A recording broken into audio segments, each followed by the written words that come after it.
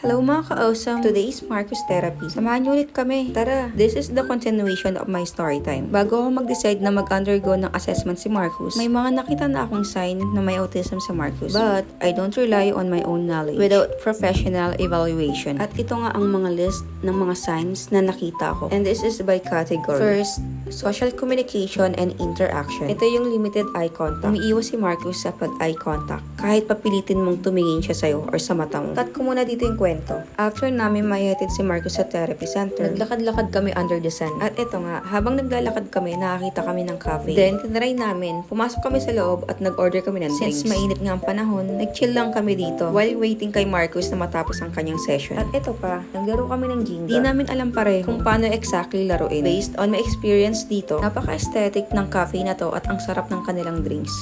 One eternity later.